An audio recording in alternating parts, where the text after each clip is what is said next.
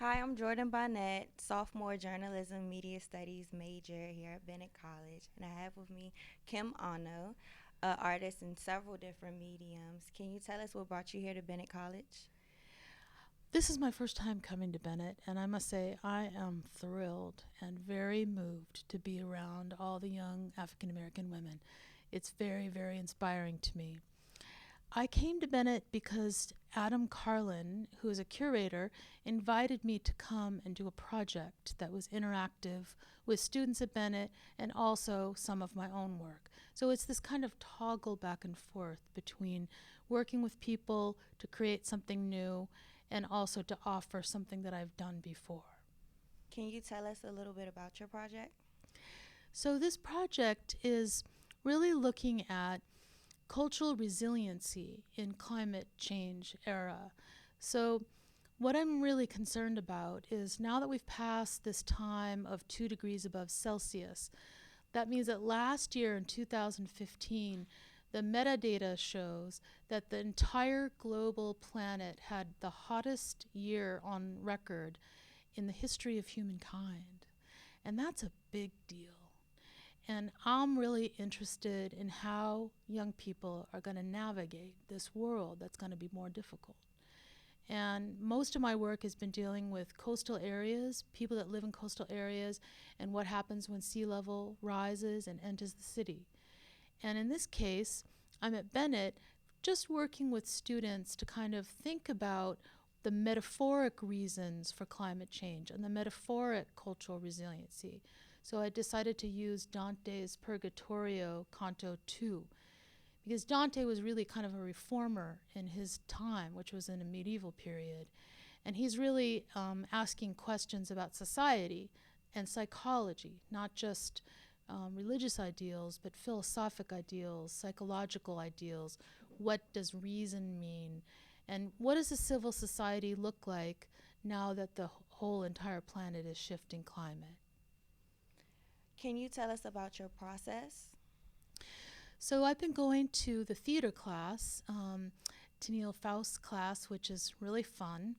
I hope it's fun for them. It's fun for me. We are reading a text, and I've adapted this Dante's Purgatorio Canto 2, and so we're reciting it, and hopefully we're going to be singing some of it. There's two singers who might be coming to do that. I have to rock and roll with it. Like not everyone showed up today, so we had to fill in some other people. Um, that's okay. You know, it's sort of like something comes up and you just kind of like roll with it. You can't be perfectionist about it. When Adam was describing this idea of social practice, social art practice, it's really art that's created with a community. And in that elastic relationship comes something really special, something important, where culture is rubbing up against um, political ideals, social ideals. Um, so I'm working with that class, and then Valerie Johnson's African American Women's Studies class. They're going to be sharing some poems or some writing that they think is really important. I asked them this question: if you were heard by the entire world for 1 minute, what would you say? And so they went back to their projects that they'd been working on and kind of pulled out quotes and poems. And Professor Johnson's going to read one of her poems, as is Faust. Tennille Faust is going to be performing a little bit for us too. Okay, is this your favorite project to date? Is this my favorite project? Every project is different, and it's really hard to decide what a favorite is, you know? I have to say, I'm very emotionally moved to be around all you young women. Like, you're super inspiring to me. I'm very sensitive to it.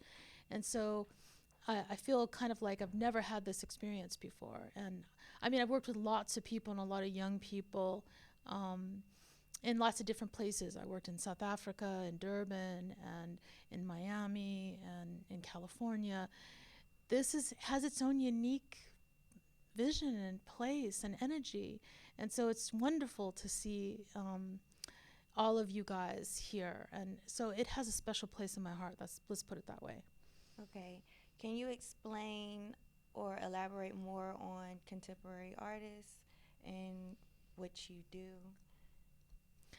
Yes, contemporary art is not just about making objects, though the object making is important too.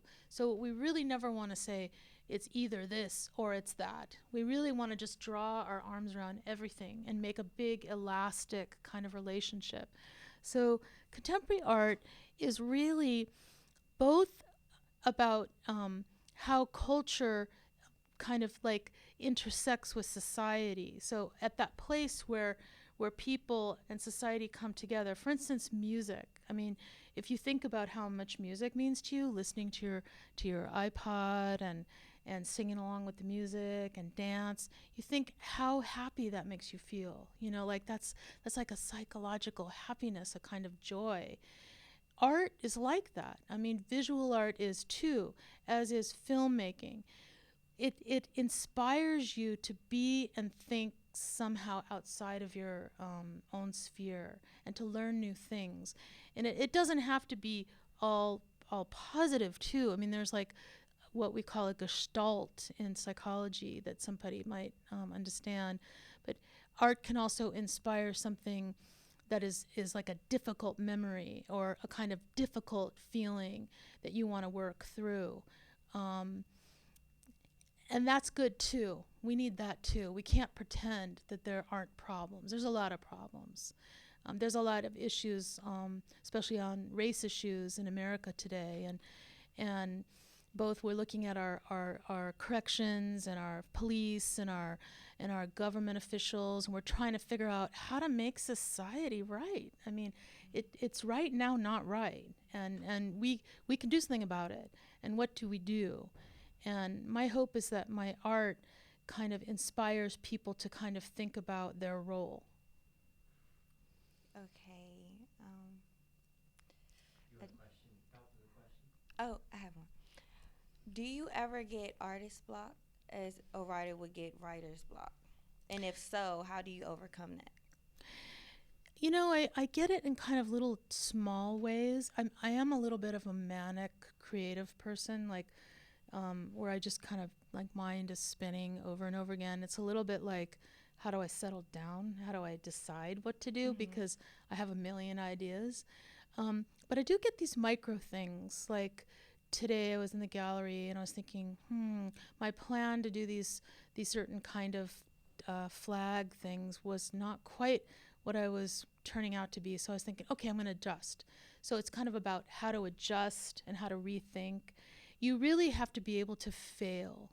Art really, learning to do art means learning how to fail in a big way and letting failure out, not being afraid to face failure. Just like, okay, it broke, it's bad, okay, let's tape it up and do it a different way. I try to teach my son this. He's very perfectionist oriented. If I can't do it right from the beginning, he doesn't want to do it. I'm like, oh man, you got to start over. Let's figure you're not going to do it right from the beginning. Mm-hmm. And then you're going to, little by little, start to hone it and shape it. So you have to learn how to fail. And so do I get blocked? I get a kind of block. I get a kind of like, oh, I'm not sure how all this is going to work together. That's what I Mm-hmm. get. Okay. Um, did growing up in California near water, did that influence you a lot as far as climate change, water, and adaptation? I think so. I mean, I growing up on a coast, and those of you who grow up on a coast, you're pretty. I guess you're pretty used to seeing the ocean and being with the ocean, and then you know what it's like when there's a storm, and you know what it's like when there perhaps is like big waves. They call them the monster waves. There's also something that you guys should look up and see these videos on YouTube. King tide. You should see what that is, which is like reverse waves going up water bodies from the ocean. And sometimes surfers surf the king tide. And the king tide can be really destructive, both to harbors and structures right on the coast. So I have to say, you know, like your growing up does shape how you are later in life. And I am recalling a little bit of my adolescence and my teenagehood and all of the time spent on the coast when I'm making my work. Um, yeah, I have to say yes, definitely. What were your early influences? Well, I went to school in the 1970s. I'm old. And I went to a school called the Feminist Studio Workshop downtown Los Angeles. And it was a non-accredited school that was kind of that broke off from some traditional schools. And we really worked on video and performance art and consciousness raising. And I remember going to Golden Gate, not Golden Gate, Griffith Park, and walking around and interviewing people about, a little bit like you're interviewing me, what do they think art is, and then writing that down and making that a project. And I was very much influenced by those early teachers when I was 18.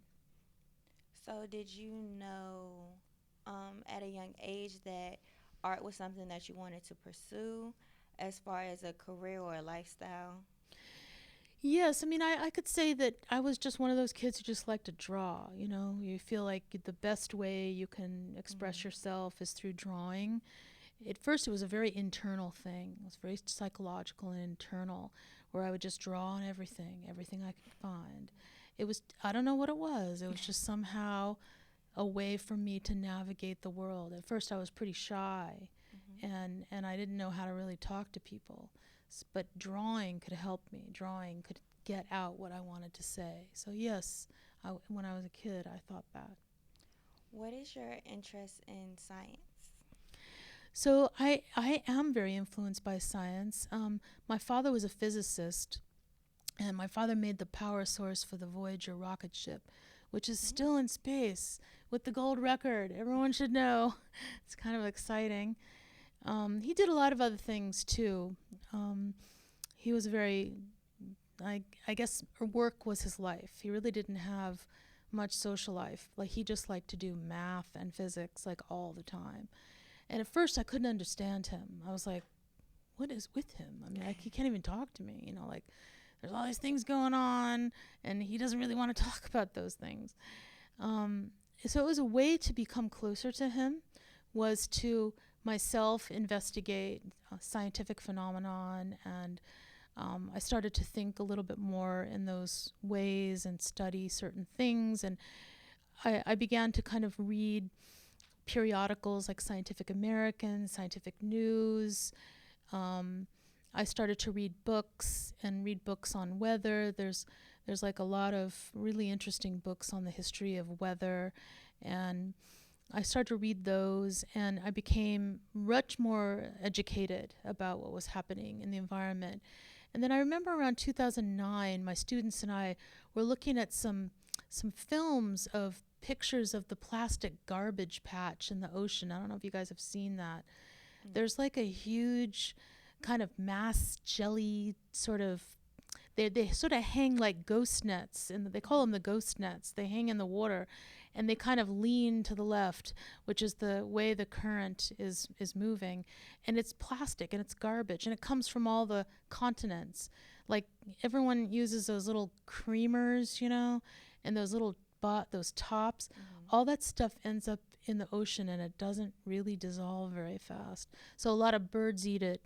You can see birds, whole skeletons of birds that are filled with plastic coffee tops and creamer things and Mm-hmm. all those things.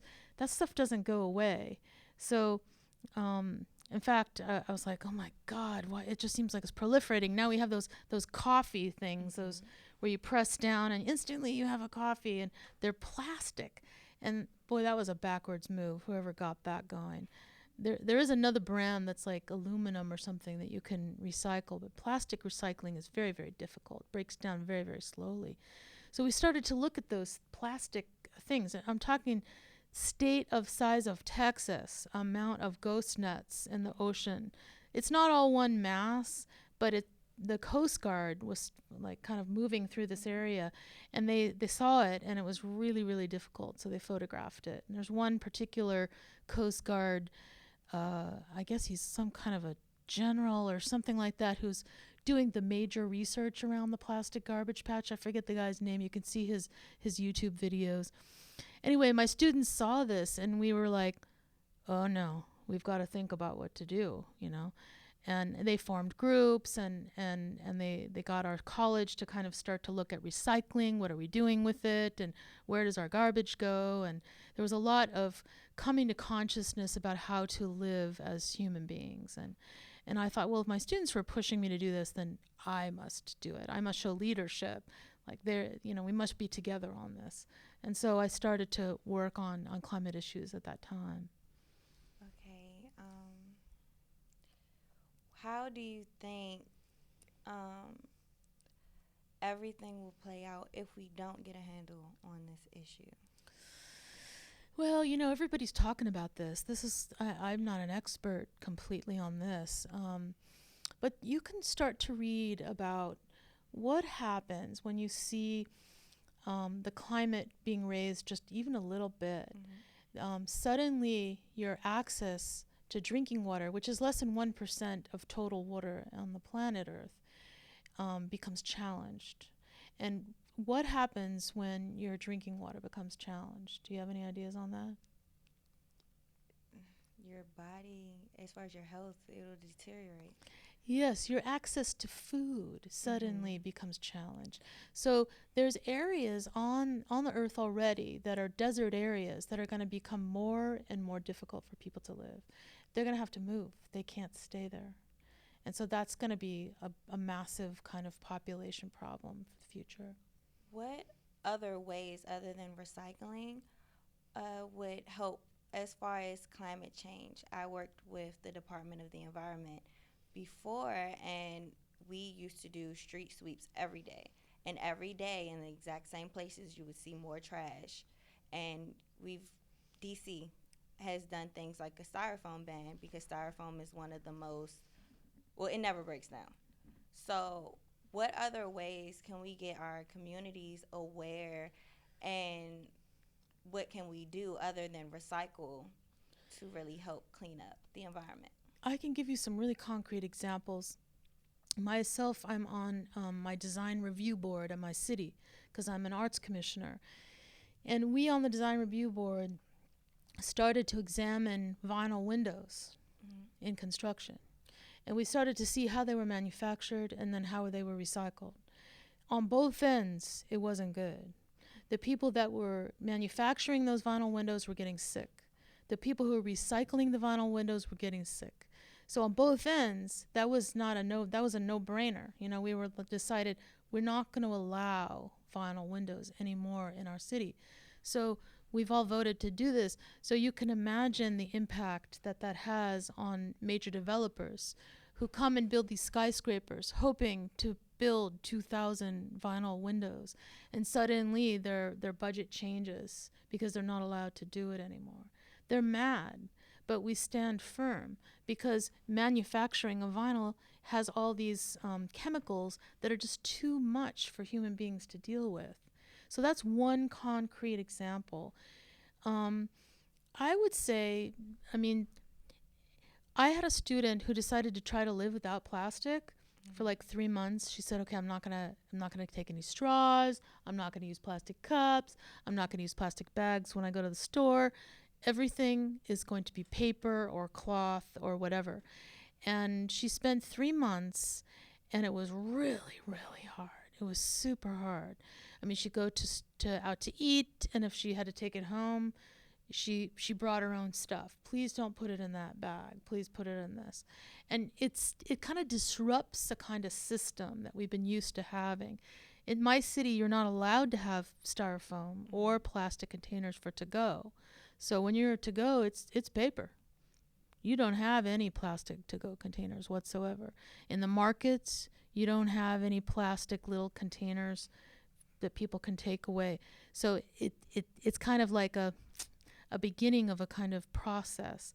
Nothing is perfect, and no one is perfect, and I am not perfect. And I know that I contribute to the problem just as much. And so I tried to individually try to make an example, but then I also try to use my position to kind of leverage and kind of help government be steered by this too. Government is only us. We are also the government. And when you start to see and understand that, government needs our help. They need our help. Yeah. Okay, so within your work, you target a lot of climate issues. Is that to make us think about what we're doing, or more so of a representation of what's going on in the world? I think it's both. And I think what I do is not with special effects. We are also used to going to the films and seeing those amazing 3D special effects movies that come out of Hollywood. I'm an independent indie filmmaker in that I'm making things that don't necessarily have all that kind of visual sort of pretend that things are a certain way. What I'm asking the viewer to do is think about the metaphor. So the symbol of the water, the kind of suggestion of the water when I show my images. And these are for people to ask questions about. I don't really provide the answers as an artist. It's not so much a straight up documentary or a kind of purely political film. It's a film that suggests things that gets you to think about things in a deeper way. It's a little bit of a slower read. It's not so fast. And that would inspire us to think and then go out and search the answers for ourselves. Exactly. Critical thinking. That to me that's the highest goal. For you to think for yourself. What can you do for yourself? What choices do you have and what kind of choices would you like to make? Okay. How do you feel about your fame or prominence in the film? Have you reached a certain level, or would you want to surpass the level you've already reached? That is such a provocative question.